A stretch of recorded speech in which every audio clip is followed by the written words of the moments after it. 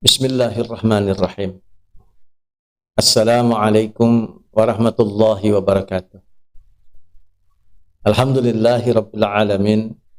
Alladzi nahmaduhu wa nasta'inuhu wa nastaghfiruh wa nastahdihi wa natubu ilaih. Wa na'udzu billahi min sururi anfusina wa min sayyiati a'malina. May yahdihillahu fala mudilla lahu wa may yudlil falan tajida lahu waliyyan mursyida. Ashhadu an la ilaha illallah wahdahu la syarika lah wa ashhadu anna Muhammadan abduhu wa rasuluhu alladzi la nabiyya ba'dah. Allahumma fassalli wa sallim ala habibina wa syafi'ina wa maulana Muhammadin wa ala alihi wa ashabihi at-tabi'in wa man tabi'ahum bi ihsanin ila yaumiddin, amma ba'd. Faqad qala Allah ta'ala fi kitabihil aziz, أعوذ بالله السميع العليم من الشيطان الرجيم يا أيها الذين آمنوا اتقوا الله حق تقاته ولا تموتن إلا وأنتم مسلمون. وقال رسول الله صلى الله عليه وسلم من مات وهو يعلم أنه لا إله إلا الله دخل الجنة أو كما قال رسول صلى الله عليه وسلم نبي الكريم. Para pemirsa, bapak-bapak, ibu-ibu, tuan-tuan, puan-puan, ikhwan dan juga akhwat sekalian yang dikasihi dan dirahmati oleh Allah Subhanahu wa taala. Alhamdulillah kita bertemu kembali atas anugerah nikmat karunia daripada Allah Subhanahu wa taala yang memberikan kepada kita kesempatan untuk bisa bermuajahah, saling sharing, saling berkongsi pemahaman yang mudah-mudahan ada manfaatnya untuk saya pribadi terutamanya dan mudah-mudahan untuk kita semuanya. Melanjutkan kajian di dalam syarah kitab Al-Hikam, buah karya Syekh Ibn Athaillah As-Sakandari. Pada kesempatan ini kita masuk pada hikmah yang pertama yang berkaitan dengan perbuatan lahiriah dan suasana hati. Sebagaimana diungkapkan oleh Ibn Athaillah As-Sakandari bahwasanya min alamatil i'timad 'ala al-'amal nuqsanur raja' 'inda wujudiz zalal. Sebagian dari tanda bersandarnya seseorang kepada amal perbuatan lahiriah adalah berkurangnya harapan, yaitu suasana hati kita tatkala berlaku padanya peristiwa-peristiwa yang bisa jadi di dalamnya ada aspek-aspek yang melahirkan kesalahan dan sebagainya. Dalam hikmah yang pertama ini, Syekh Ibn Athaillah rahimahullah memulai kalam hikmah beliau dengan mengajak kita untuk merenung kepada hakikat amal. Amal dapat dibagi pada dua jenis, yaitu yang pertama adalah amal secara lahiriah dan yang kedua adalah amal hati atau suasana hati yang dipengaruhi oleh amal lahiriah itu. Beberapa orang dapat melahirkan dan melakukan perbuatan lahiriah yang sama, namun suasana hati yang berhubungan dengan amal lahiriah itu antara satu orang dengan orang yang lain mungkin berbeda kesan ataupun pengaruhnya. Pengaruh perbuatan lahiriah pada hati berbeda antara satu dengan orang lain. Kenapa demikian? Karena jika suasana hati dipengaruhi oleh amal lahiriah, maka hati dapat dikatakan bersandar kepada perbuatan lahiriah. Demikian juga jika hati dipengaruhi oleh perbuatan hati sekalipun, maka hati masih juga dikatakan bersandar kepada amal, sekalipun perbuatan hati termasuk dalam perbuatan batinnya. Hati yang bebas dan tidak bersandar kepada amal, baik amal lahiriah ataupun amal batinnya, adalah hati yang menghadap kepada Allah Subhanahu wa taala secara murni dan meletakkan ketergantungan hanya kepadanya tanpa membawa amal apapun, baik itu amal lahiriah maupun amal batinnya. Ia berserah diri sepenuhnya kepada Allah Subhanahu wa taala tanpa takwil, tanpa tuntutan dan sebagainya. Hati yang demikian tidak menjadikan amalnya, baik itu amal lahiriah maupun amal batinnya, walau berapapun banyaknya, sebagai alat untuk tawar menawar dengan Tuhan, dengan Allah Subhanahu wa taala agar mendapatkan sesuatu. Amal perbuatan tidak menjadi perantara antara seorang makhluk dengan Tuhannya, yaitu Allah Subhanahu wa taala. Orang yang seperti ini tidak membatasi kekuasaan dan kemurahan karunia Tuhan agar tunduk kepada amal perbuatan manusia. Allah Subhanahu wa ta'ala yang maha berdiri sendiri, berbuat sesuatu menurut kehendaknya tanpa dipengaruhi oleh sesiapapun, oleh sesuatu apapun. Apa saja yang berhubungan dengan Allah Subhanahu wa ta'ala adalah satu perkara yang mutlak. Tiada terbatas, tiada batas-batas sempadan dan sebagainya. Oleh karena itu, orang arif tidak menjadikan amal perbuatan mereka sebagai sekat-sekat yang mengungkung ketuhanan Allah Subhanahu wa ta'ala, atau bahkan dijadikan sebagai alat untuk memaksa Allah Subhanahu wa ta'ala berbuat sesuatu menurut kehendak dan perbuatan makhluk. Perbuatan Allah Subhanahu wa ta'ala berada di depan dan perbuatan makhluk ada di belakangnya untuk mengikutinya. Sebagaimana Allah Subhanahu wa ta'ala berfirman di dalam surah At-Takwir ayat yang ke-29. Manakala Allah SWT berfirman, A'udzubillahi as-samil alim minasyaitonir rajim. Wa ma tasha'una illa ayyasha'allahu rabbul alamin.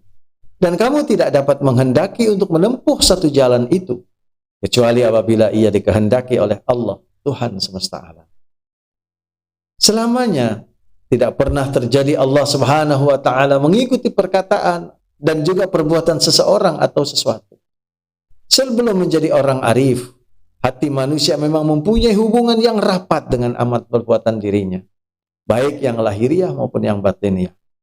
Manusia yang kuat bersandar kepada amal perbuatan lahiriah adalah mereka yang mencari manfaat keuntungan keduniawian.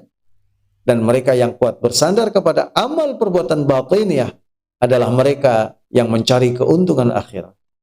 Kedua jenis manusia tersebut mempunyai kepercayaan bahwa amal perbuatannya dapat menentukan apa yang akan mereka dapatkan, baik di dunia maupun di akhirat. Kepercayaan yang demikian terkadang membuat manusia hilang atau kurang bergantung kepada Allah Subhanahu wa ta'ala. Tuan-tuan, Bapak Ibu, para pemirsa yang beriman, ketergantungan mereka hanyalah pada amal perbuatan semata-mata, atau jika mereka bergantung kepada Allah, maka ketergantungan tersebut bercampur dalam keraguan. Seseorang manusia dapat melihat pada dirinya sendiri apakah kuat atau lemah ketergantungannya kepada Allah Subhanahu wa ta'ala. Kalam ilahi yang pertama ini disampaikan oleh Syekh Ibnu Athaillah rahimahullah untuk memberikan petunjuk kepada kita mengenai hal tersebut. Lihatlah pada hati kita, apakah kita terperosok ke dalam perbuatan maksiat ataupun dosa. Jika kemaksiatan atau perbuatan dosanya yang demikian membuat kita berputus asa dari rahmat dan pertolongan Allah, itu tandanya ketergantungan kita kepadanya sangat lemah. Sebagaimana di dalam firman-Nya surah Yusuf ayat 87. Allah Subhanahu wa ta'ala berfirman, A'udzubillahi samil alim minasyaitonir rajim. Ya baniya, idhabu fatahassasu min Yusuf wa akhihi wa la tay'asu min rauhillah. Innahu la yai'asu min rauhillah illa al-qaumul kafirun. Wahai anak-anakku, pergilah kamu, maka carilah berita tentang Yusuf dan saudaranya, yaitu Ibrahim. Dan jangan kamu berputus asa daripada rahmat Allah Subhanahu wa ta'ala. Karena sesungguhnya tiada seseorang yang berputus asa dari rahmat Allah melainkan kaum yang kafir. Ayat di atas menceritakan bahwa orang yang beriman kepada Allah Subhanahu wa ta'ala hendaknya dituntut untuk memiliki ketergantungan yang penuh hanya kepadanya, walau bagaimanapun keadaannya. Ketergantungan kepada Allah Subhanahu wa ta'ala membuat hati tidak berputus asa dalam menghadapi kesulitan hidup, ujian ataupun apa saja yang merupakan ujian-ujian yang diberikan oleh Allah SWT kepadanya. Kadang-kadang sesuatu yang diinginkan, direncanakan dan diusahakan tidak mendapatkan hasil sebagaimana yang diharapkan. Kegagalan mendapatkan sesuatu yang diinginkan bukan berarti kita tidak menerima pemberian Allah Subhanahu wa ta'ala. Kenapa demikian? Karena selama seorang itu masih beriman dan bergantung kepadanya, maka selama itulah Allah Subhanahu wa ta'ala melimpahkan rahmat kasih sayang. Kegagalan mendapatkan sesuatu yang diinginkan bukan berarti tidak mendapatkan rahmat Allah. Apa saja yang Allah Subhanahu wa ta'ala lakukan kepada orang yang beriman, pasti di dalamnya terdapat rahmatnya. Walaupun Allah Subhanahu wa ta'ala tidak mengabulkan keinginannya sekalipun. Keyakinan terhadap yang demikian menjadikan orang beriman tabah di dalam menghadapi ujian hidup. Tidak sekali-kali berputus asa. Mereka meyakini bahwa apabila mereka sandarkan segala sesuatu itu kepada Allah Subhanahu wa ta'ala, maka amal kebaikan apa saja yang mereka lakukan tidak akan pernah sia-sia. Faman ya'mal mithqala dzarratin khairan yarah, wa man ya'mal mithqala dzarratin syarran yarah. Barang sesiapa yang beramal dengan amal kebaikan, walaupun ianya hanya sebesar zarrah sekalipun, pasti akan dibalas oleh Allah Subhanahu. Demikian juga sebaliknya, barang siapa yang beramal dengan amal keburukan, walaupun sebesar zarrah sekalipun, juga pasti akan ada balasannya daripada Allah Subhanahu wa ta'ala. Bagi orang yang tidak beriman kepada Allah, situasinya tentunya akan berbeda, ma'asyiral muslimin. Bapak, Ibu, hadirin sekalian. Ketergantungan mereka hanya tertuju kepada perbuatan mereka yang terkandung di dalamnya ilmu dan usaha. Apabila mereka melakukan satu ikhtiar berdasarkan kemampuan dan pengetahuan yang mereka miliki, mereka berharap akan mendapatkan hasil yang setimpal. Jika ilmu dan usaha ataupun ikhtiar termasuk pertolongan orang lain tidak mendatangkan hasil, mereka tidak mempunyai tempat untuk bersandar lagi. Jadilah kemudian mereka berputus asa. Mereka tidak melihat hikmah kebijaksanaan Allah Subhanahu wa ta'ala yang mengatur perjalanan takdir, dan mereka tidak mendapatkan rahmat darinya. Jika di kalangan orang kafir, mereka tidak bersandar kepada Allah SWT dan mudah berputus asa. Di kalangan sebagian orang Islam pun ada yang sedemikian. Di dalam amalnya mereka bergantung sebagaimana sifat orang-orang kafir. Orang seperti ini melakukan perbuatan karena kepentingan diri sendiri, bukan karena Allah Subhanahu wa ta'ala. Orang ini mungkin berharap bahwa dengan perbuatannya tersebut dia dapat menikmati kemakmuran hidup di dunia. Dia mengharapkan semoga amal perbuatan kebajikan yang dilakukannya dapat mendatangkan hasil dalam bentuk bertambahnya rezeki, menaiknya kedudukan, pangkat, dan sebagainya. Berharap orang lain semakin menghormatinya, dan dia juga dihindarkan dari bala penyakit, kemiskinan, dan selainnya. Bertambah banyak amal kebaikan yang dilakukannya, bertambah besar pula harapan mereka dan keyakinannya tentang kesejahteraan hidup. Sebagian kaum muslimin yang lain menghubung kaitkan antara amal kebaikan dengan kemuliaan hidup di akhirat.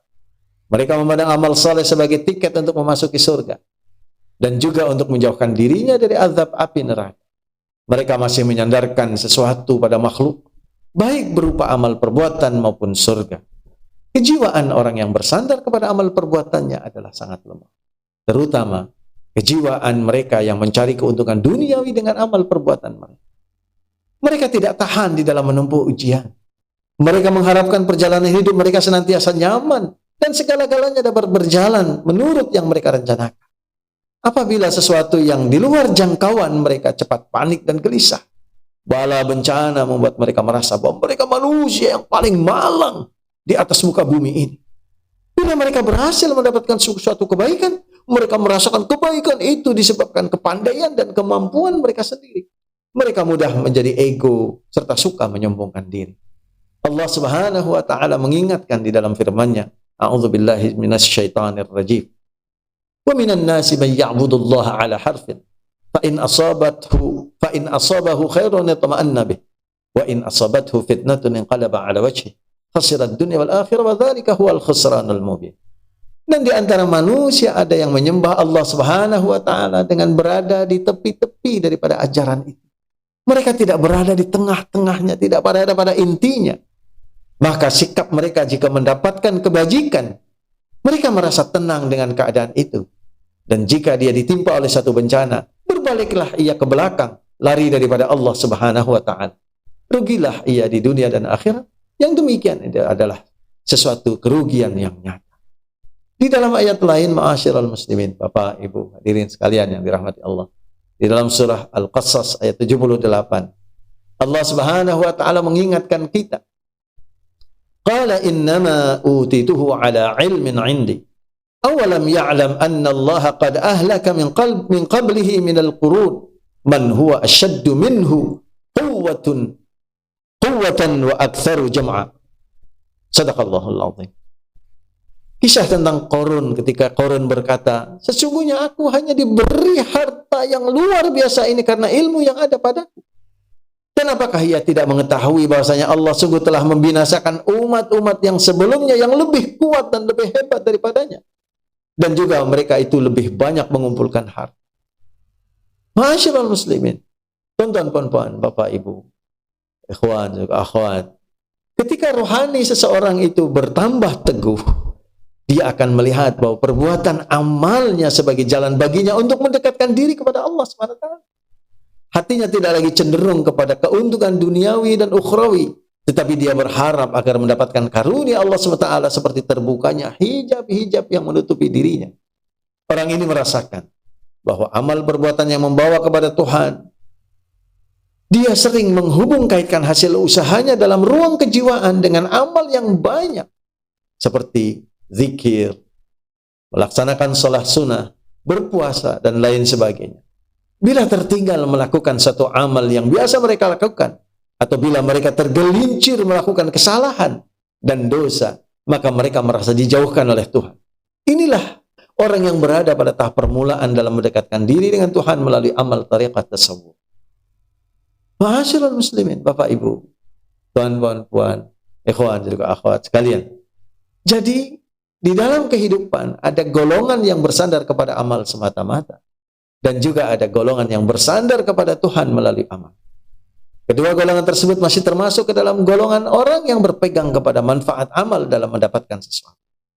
Golongan yang pertama tadi, kuat berpegang kepada amal lahiriah, yaitu amal yang dinamakan usaha ataupun ikhtiar tadi. Jika mereka bersalah memilih ikhtiar, hilanglah harapan mereka untuk mendapatkan apa yang mereka inginkan. Ahli tariqah yang masih berada pada tahapan permulaan, kuat bersandar kepada amal perbuatan batiniah seperti salat dan zikir. Jika mereka tertinggal melakukan suatu amal perbuatan yang biasa mereka lakukan, akan merasa berkurangnya harapan mereka untuk mendapatkan anugerah-anugerah daripada Allah Subhanahu wa Ta'ala. Seandainya mereka tergelincir melakukan dosa, maka akan putuslah harapan mereka untuk mendapatkan berbagai karunia dan anugerah daripada Allah SWT tersebut. Dalam hal bersandar kepada amal ini, termasuk juga bersandar kepada ilmu. Apakah ilmu lahiriah ataupun ilmu batiniah? Ilmu lahiriah adalah ilmu yang konteksnya berkaitan dengan persoalan pengelolaan dan pengurusan suatu hal menurut kekuatan akal.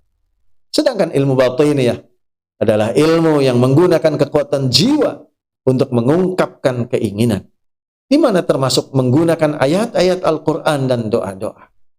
Kebanyakan orang menggantungkan keberkahan kepada ayat, doa, dan usaha, sehingga mereka lupa kepada zat Allah Subhanahu wa Ta'ala yang meletakkan keberkahan dan rahmat pada setiap sesuatu itu.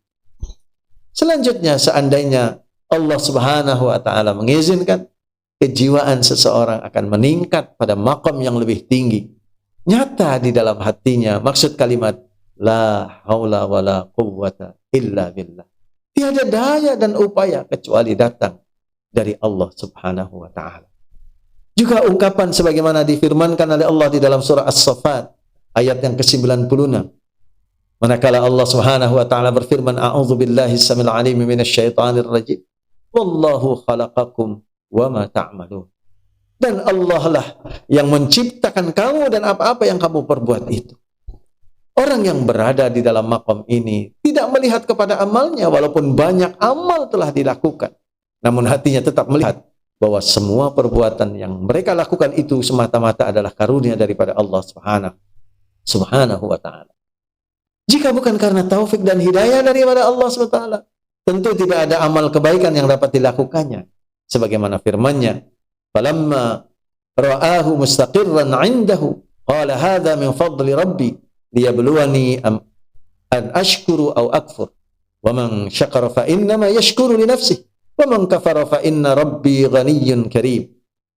Ma'asyiral muslimin, Allah Subhanahu wa Ta'ala berfirman di dalam surah An-Naml ayat ke-40 berkaitan dengan persoalan Nabi Sulaiman. Maka tatkala Sulaiman melihat singgasana itu terletak di hadapannya, ia pun berkata, ini adalah termasuk karunia Tuhanku untuk menguji aku. Apakah aku akan bersyukur atau mengingkari kufur terhadap nikmatnya? Dan barang siapa yang bersyukur, sesungguhnya dia bersyukur untuk dirinya sendiri. Dan barang siapa yang ingkar, sesungguhnya Tuhanku maha kaya lagi maha mulia. Ketika seseorang melakukan amal perbuatan, mereka menyadari bahwa amal tersebut hanya dapat terlaksana jika sesuatu itu sesuai dengan kehendak Allah Subhanahu wa Ta'ala.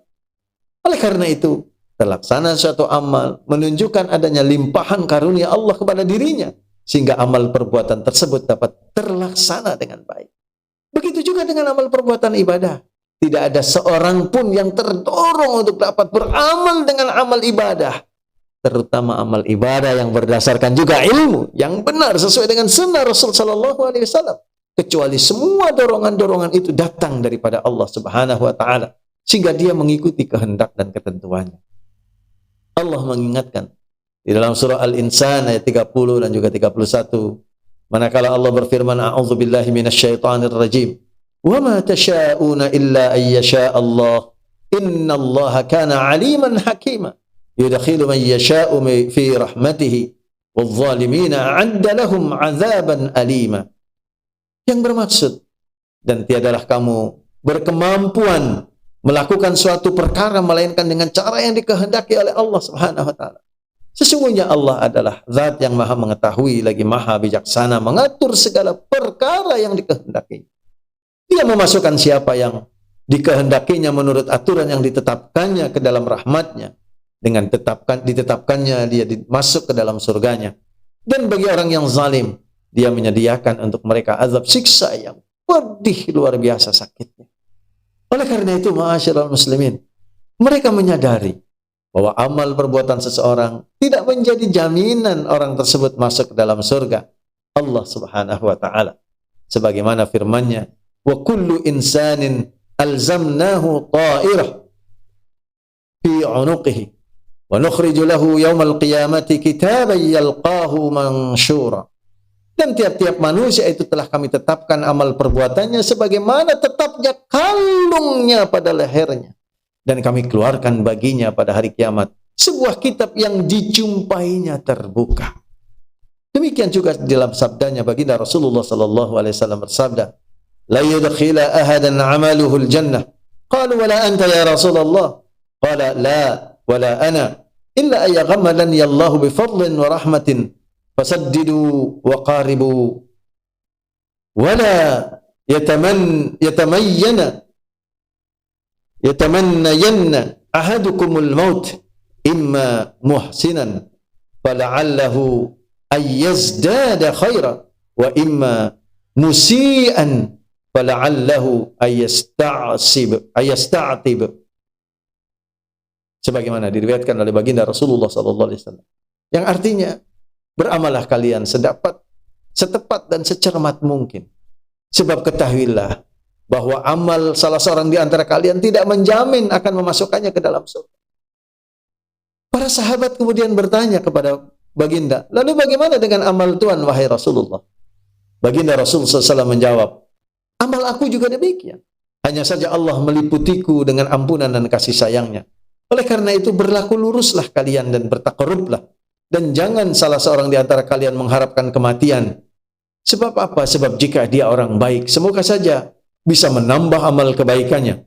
Dan jika dia orang yang buruk akhlaknya, semoga Allah SWT menjadikannya bertaubat kepadanya. Diriwayatkan oleh Imam Bukhari, Imam Muslim, Imam Ahmad.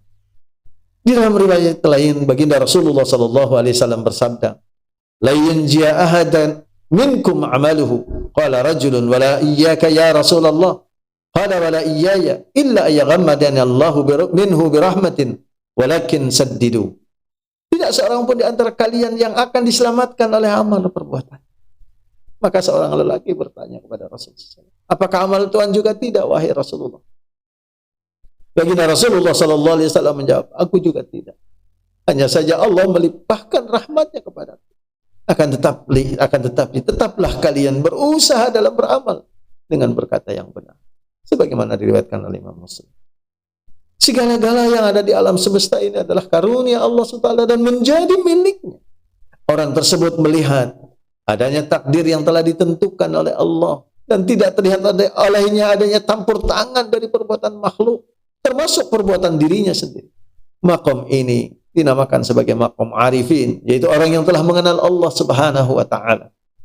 Golongan ini tidak lagi bersandar kepada amal, namun merekalah yang paling kuat mengerjakan amal. Karena mereka sangat mengetahui bahwa amal perbuatan yang baik dan ibadah yang dia lakukan merupakan perintah Allah yang wajib dilaksanakan, menunjukkan sifat sebagai seorang hamba. Karena apa? Karena amal itu dicenderungkan oleh Allah Taala, sehingga dengan karunia-Nya maka mereka bisa mengamalkan dengan amal-amal yang baik, melakukan perbuatan-perbuatan yang saleh, melakukan kebajikan-kebajikan. Sebagaimana firman-Nya di dalam surah At-Taubah ayat 105 ketika Allah Subhanahu wa taala berfirman, "Wa qul i'malu fasayarallahu 'amalakum wa rasuluhu wal mu'minun wa saturadduna 'alimil ghaib ila 'alimil ghaib wasyahadah fayunabbi'ukum bima kuntum ta'malun." Yang artinya, dan katakanlah ya Muhammad kepada umatmu, beramallah kalian, maka Allah dan Rasulnya serta orang-orang yang mukmin akan melihat amal perbuatan kalian itu, dan kalian akan dikembalikan kepada Allah yang maha mengetahui yang gaib dan yang nyata, lalu diberitakannya kepada kalian apa yang telah kalian kerjakan. Rasulullah sallallahu alaihi wasallam dalam sabdanya menyampaikan, "Ma minkum min nafsin illa wa qad 'ulima manziluha minal jannati wan nar." Qala faqalu ya Rasulullah falima na'mal? Qala i'malu fa kullu muyassarun lima khuliqa lahu. Ma'asyiral muslimin, Rasulullah SAW menyampaikan sebagaimana yang dimaksud, tidaklah setiap jiwa daripada kalian itu telah diketahui tempatnya di surga dan di neraka oleh Allah SWT. Kemudian Ali bin Abi Thalib radhiyallahu an mengatakan, lalu ada sahabat bertanya kepada baginda Rasulullah, "Wahai Rasulullah, lantas untuk apa kita beramal?" Kemudian baginda menjawab, "Beramallah kalian, karena setiap orang akan dimudahkan menurut takdir yang telah ditentukan baginya." Kemudian baginda membaca surah Al-Lail ayat yang ke-5 sampai ayat yang ke-10. Fa amma man a'ta wattaqa wa saddaqa bil husna fasanuyassiruhu lil yusra wa amma man bakhila wastaghna wa kadzdzaba bil husna fasanuyassiruhu lil usra. Adapun orang yang memberikan hartanya di jalan Allah dan bertakwa, kemudian membenarkan akan adanya pahala yang besar, yaitu surga, pahala yang terbaik, yaitu surganya Allah Subhanahu wa taala, maka kami kelak akan menyiapkan baginya jalan yang mudah untuk mencapai surga ini. Dan adapun orang yang bakhil dan merasa dirinya cukup, sehingga mereka tidak memerlukan lagi ilmu, tidak memerlukan lagi amal, tidak memerlukan apapun harta dan sebagainya, karena merasa telah kaya, telah pandai, telah hebat, tidak memerlukan apapun dari manusia ataupun daripada Allah Subhanahu wa taala, maka sedangkan mereka juga mendustakan pahala yang terbaik, yaitu adalah surganya Allah SWT, maka kelak kami akan menyiapkan baginya jalan yang sukar atau jalan yang mudah menuju kepada neraka. Na'udzubillah min dzalik. Sebagaimana dalam riwayat Imam Ahmad, Imam Muslim, lafaz yang tadi di atas itu adalah lafaz Imam Ahmad. Dari Ibnu Mas'ud radhiyallahu an yang berkata dari Rasulullah SAW yang bersabda, "Walladzi nafsi biyadihi inna ahadakum la ya'malu bi'amali ahli al-jannah hatta ma yakunu bainahu wa bainaha illa dhira'un fayasbiqu alayhi al-kitab fay'amalu bi'amali ahli an-nar fayadkhuluha wa inna ahadakum la ya'malu bi'amali ahli an-nar hatta ma yakunu bainahu wa bainaha illa dhira'un fayasbiqu alaihi alkitab fayamalu bi'amali ahli aljannah fayadkhuluha." Demi zat yang jiwaku berada di tangannya, sesungguhnya ada salah seorang di antara kalian yang berbuat dengan amal-amal penghuni surga, sehingga tidak ada jarak antara dirinya dengan surga kecuali hanya sehasta. Namun kemudian kitab catatan takdir Allah mendahulunya, sehingga ia mengerjakan perbuatan-perbuatan penghuni neraka, dan akhirnya mereka dimasukkan ke dalam neraka. Dan sesungguhnya ada salah seorang di antara kalian yang melakukan perbuatan-perbuatan amalan penghuni neraka, sehingga tidak ada jarak antara dirinya dengan neraka kecuali sehasta. Namun kitab catatan takdir mendahulunya, sehingga ia mengerjakan amalan penghuni surga dalam sisa hidup, amalan penghuni surga pada sisa akhir hidupnya, dan kemudian akhirnya dia dimasukkan oleh Allah SWT ke dalam surganya. Demikian juga dari Sahal bin Sa'ad radhiyallahu an yang berkata, saya sebutkan artinya ma'asyiral muslimin, Nabi SAW bertemu kaum musyrikin di medan perang. Kemudian keduanya saling menyerang. Ketika Rasul SAW bergabung dengan bala tentara mereka, di antara sahabat-sahabat beliau terdapat seorang yang tidak meninggalkan tentara yang sendirian dari musuh melainkan ia membututinya dan kemudian membunuhnya dengan pedang. Sehingga seorang sahabat berkata, pada hari ini tidak ada seorang pun di antara kami yang mendapatkan ganjaran sebagaimana yang didapatkan fulan tersebut.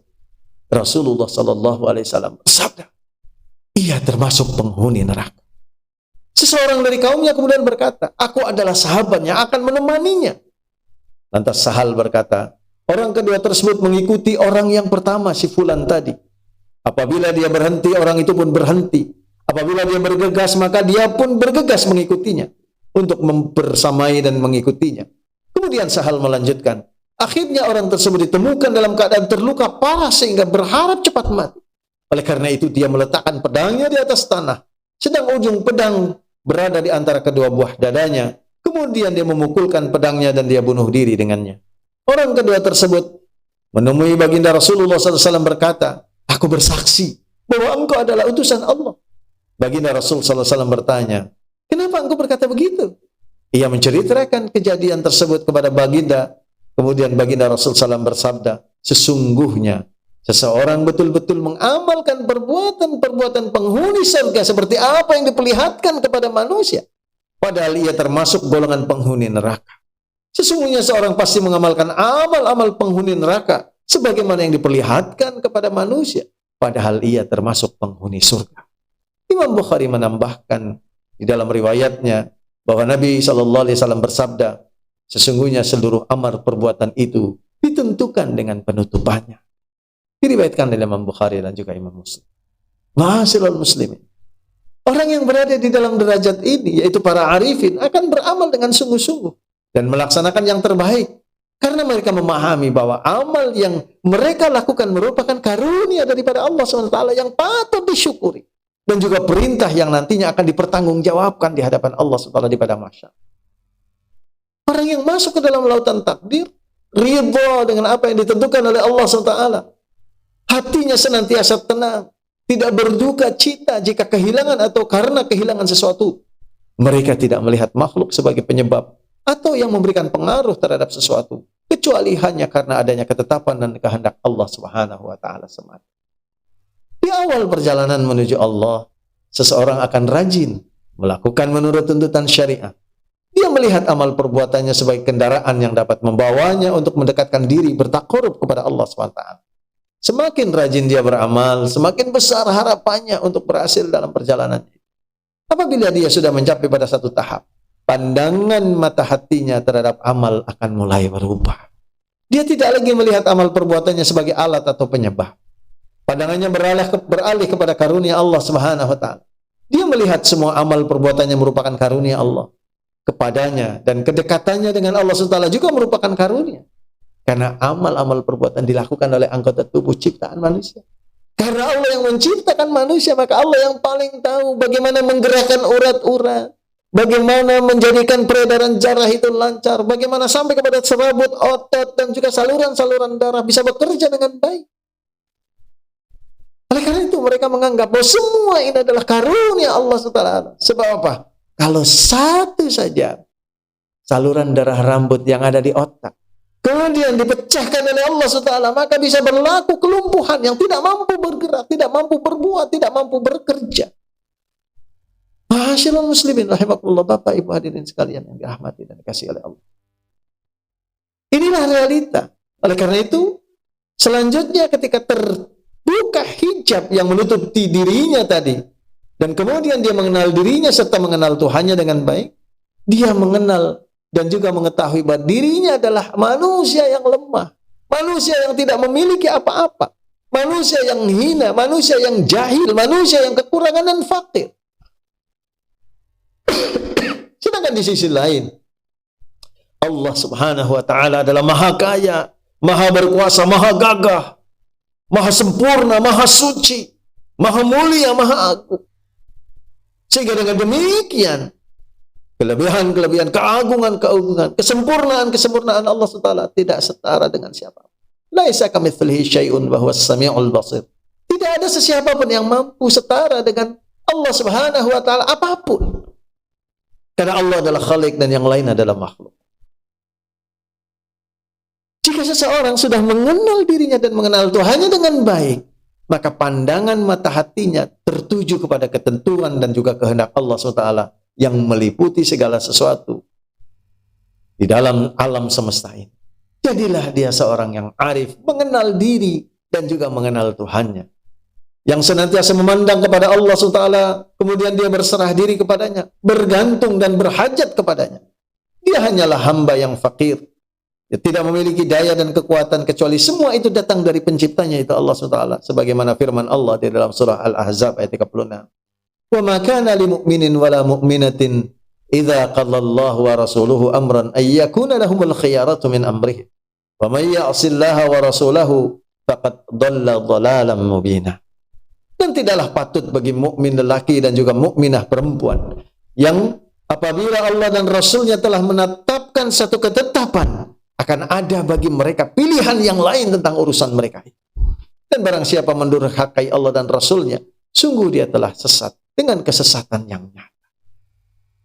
Di dalam surah Hud ayat 73 Allah Subhanahu wa taala berfirman, "Qalu ata'jabina min amrillah rahmatullahi wa barakatuhu alaikum ahlal bait innahu hamidum majid."